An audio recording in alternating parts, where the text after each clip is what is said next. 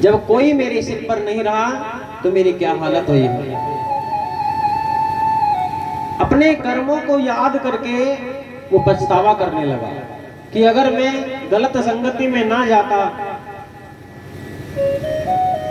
तो शायद आज मुझे ये दिन ना देखने पड़ते। लेकिन अब पछताने से कोई फायदा नहीं। दर दर की ठोकरें उसे मिलने लगी, कहीं उसे खाने के लिए नहीं मिलता।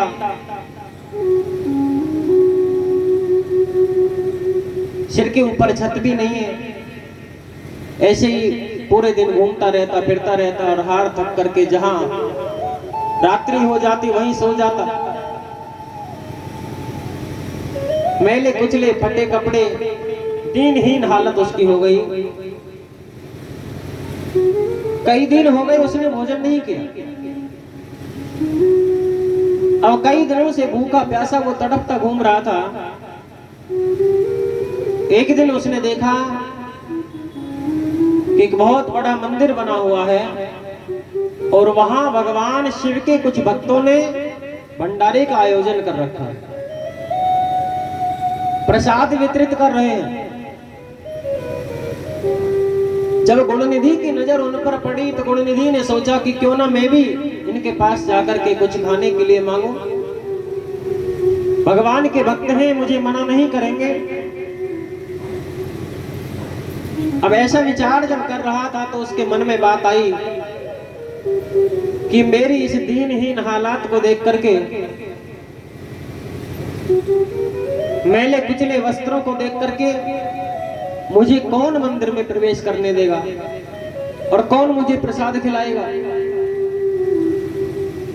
ये बातें मन में सोच करके वो पास में नहीं गया और दूर बैठा इंतजार करता रहा। अब इंतजार वो किस बात का कर रहा है?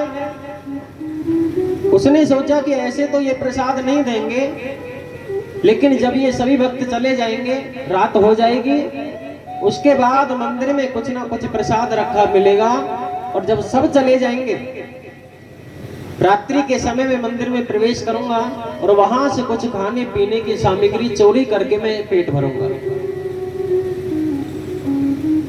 मन में विचार आया कि जब सब भक्त चले जाएं तो रात्रि के समय मंदिर में प्रवेश करके वो खाने पीने की चीजें जो सामग्री है वो लूंगा और चोरी करके अपना पेट भरूंगा। इंतजार करता रहा, रात्रि का समय हो गया। जो भक्त लोग आने जाने वाले थे, प्रसाद वितरण करने वाले, प्रसाद पाने वाले जो थे, सब अपने अपने घर को चले गए। मंदिर के जो पुजारी थे वो सभी विश्राम करने के लिए चले गए। कुछ मंदिर के अंदर ही विश्राम कर रहे थे। सारी लाइटें बंद हो गई, अंधेरा होने वाला है। अब उस गुणनिधि ने विचार किया और मंदिर में प्रवेश करने लगा। जैसे ही वो मंदिर में प्रवेश कर रहा था तो उसकी नजर पड़ी कि भगवान शिव के सामने एक दीपक जला हुआ है और लाइटें बंद हैं। अब सभी दीपक बुझ चुके हैं, बस एक ही दीपक बचा हुआ है। उसने ऐसा सोचा कि अगर ये दीपक भी बुझ गया तो फिर मुझे खाने पीने की चीजें कैसे दिखाई देंगी। वो पास में आया, उसने देखा दीपक में घी तो था, परंतु उस दीपक की जो बाती थी वो खत्म होने वाली थी। बाती जलकर के खत्म होने वाली थी। मन में विचार आया कि अगर ये दीपक भी बुझ गया तो मुझे कुछ दिखाई नहीं देगा, तो मैं शिव के मंदिर से प्रसाद कैसे चोरी करूंगा, मुझे दिखेगा ही नहीं। उसने तुरंत अपने अंग वस्त्र से कपड़ा फाड़ा। जो कपड़े पहने हुए थे उसमें से ही उसने थोड़ा सा कपड़े का टुकड़ा निकाला फाड़ करके और उस घी में डुबो करके उसने उस कपड़े का दीपक भगवान शिव के मंदिर में जला दिया। अब उस दीपक से मंदिर में प्रकाश हो गया और प्रकाश होने से जो खाने पीने की चीजें रखी थी वो सब उसको दिखाई देने लगी। उस गुणनिधि ने देखा बहुत अच्छे अच्छे मिष्ठान बड़े बड़े बर्तनों में रखे थे। उसने उस दीपक के प्रकाश में अपने दोनों हाथों में वो प्रसाद लिया। अब एक मुट्ठी प्रसाद उसने मुंह में डाल लिया और फिर दोबारा से दोनों मुट्ठी भर करके वो वहां से भागने लगा। और मंदिर से बाहर जैसे ही भागने लगा तो जल्दबाजी में जो मंदिर के आंगन में जो फर्श पर पुजारी सोए हुए थे, उन पुजारियों में उसका पैर लग गया। पुजारियों में जब पैर लगा तो रात्रि के लगभग 12 बज चुके थे। पुजारियों ने देखा इतनी रात को ये मंदिर में कौन प्रवेश कर रहा है। पुजारियों ने उसकी हालात देखी, मैले कुचले फटे कपड़े हैं, दीनहीन हालात है। हल्ला मचाने लगे, चोर है, पकड़ो पकड़ो। और चोर चोर की आवाज सुनकर के आसपास के जो रहने वाले भक्त लोग थे, जो गांव वाले थे, वो सब जागे और दौड़ करके मंदिर में आए। उस गुण निधि को देख करके ऐसा ही लग रहा था मानो कि ये कोई चोर है। अब वहां बहुत से लोग इकट्ठे हो गए। लोगों ने उसको पीटना शुरू किया और लोगों ने उसको इतना पीटा कि उस गुण निधि के प्राण शिव के मंदिर में ही निकल गए। उसकी मृत्यु हो गई। और जैसे ही उसकी मृत्यु हुई, तुरंत यमराज के दूत उसको लेने के लिए आए। यमराज के दूत उसे पकड़ करके यमपुरी ले जाने लगे। यमपुरी के दरवाजे पर पहुंचने ही वाले थे कि भगवान शिव के गण वहां पीछे पीछे पहुंच गए। और शिव के गणों ने कहा, खबरदार, तुम्हारी हिम्मत कैसी हुई कि तुम इसको यमपुरी ले जा रहे हो। यम के दूतों ने कहा, आपको नहीं पता साहब, इसने अपने जीवन में कितने बुरे कर्म किए।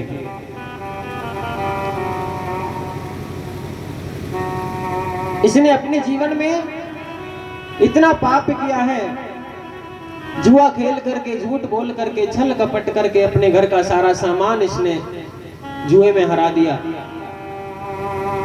और यहां तक कि इसके माता पिता ने भी इसे तिलांजलि देकर के घर से निकाल दिया। इतना बड़ा अवगुणी है ये, इतना बड़ा पापी है, तो ये यमपुरी ही जाने के लायक है। भगवान शिव के गणों ने कहा, तुम्हें नहीं पता, चाहे इसने जीवन भर कितने बड़े ही पाप कर्म किए हों, लेकिन इसने जाने अनजाने एक ऐसा पुण्य किया है जिसके कारण इसके सारे पाप नष्ट हो चुके हैं। इसने जाने अनजाने में एक ऐसा पुण्य कर्म किया है जिससे इसके सारे पाप भस्म हो चुके हैं। अब ये यमपुरी नहीं जाएगा। अब बताइए उस गुण निधि ने ऐसा कौन सा पुण्य किया था।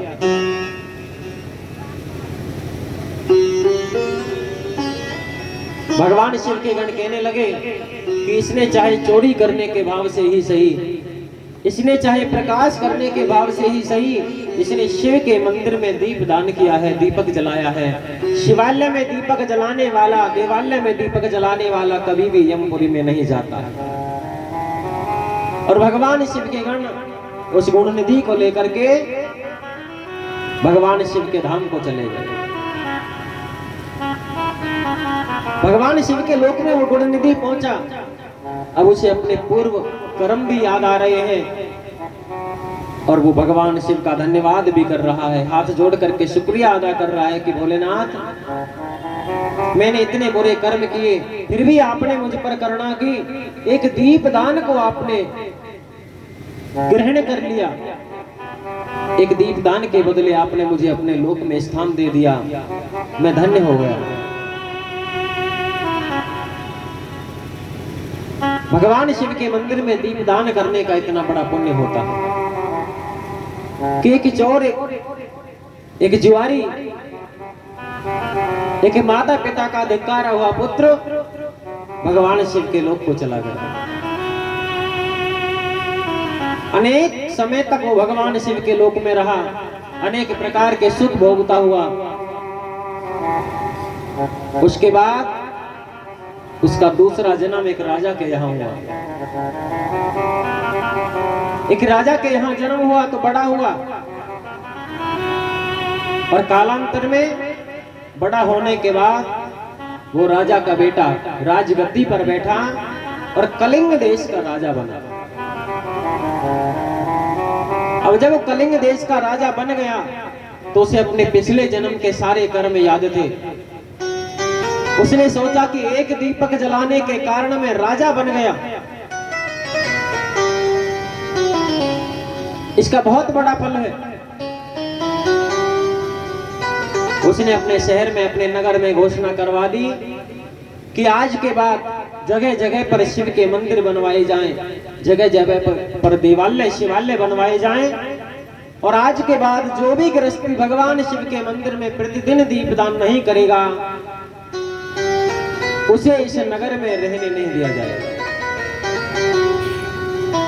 सभी नगर निवासियों को उसने ये चेतावनी दी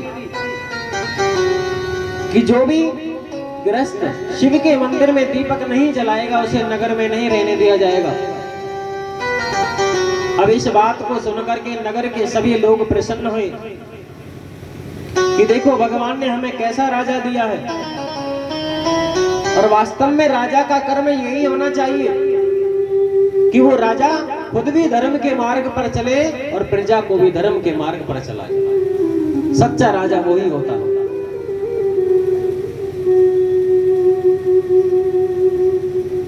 राजा के कहने पर पूरे नगर में जगह जगह पर भगवान शिव के देवालय बनवाए गए। पूरे नगर के लोग शिव के मंदिर में प्रतिदिन संध्या के समय दीपदान करने लगे।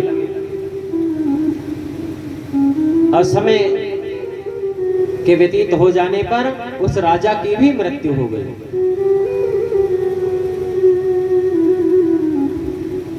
ये तो सत्य है जीवन का, जिसका जन्म हुआ है उसकी मृत्यु निश्चित है। राजा की मृत्यु हो गई। राजा मरने के बाद मोक्ष को प्राप्त हो गया।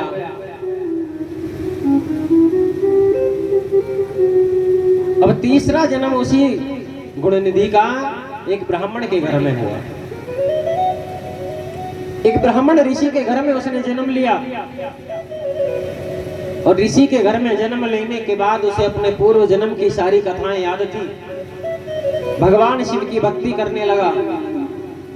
अब जब देखो तब भजन में बैठा रहे, मोह माया से कुछ उसको मतलब नहीं है, कुछ काम ना करे। परिवार के लोग, घर के लोग अब उसे ताना मारने लगे कि इतना बड़ा है, खाता पीता है और भजन में लगा रहता है, कोई काम धाम नहीं करता। परिवार के तानों से परेशान होकर के वो ब्राह्मण बालक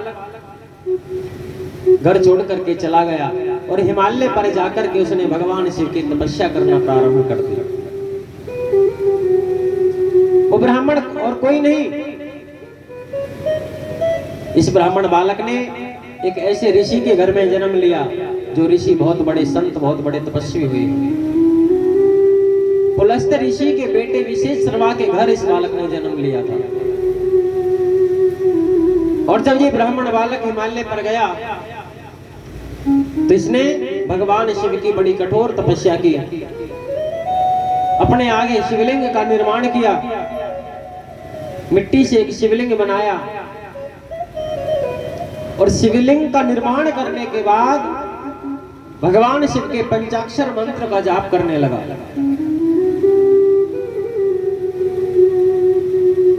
दस 10,000 वर्षों तक उसने भगवान शिव की तपस्या की। शिव की ऐसी तपस्या करने के बाद भगवान भोलेनाथ प्रसन्न हुए और भगवान भोलेनाथ उस बालक के आगे प्रकट हो गए। बोलिए शंकर भगवान की जय।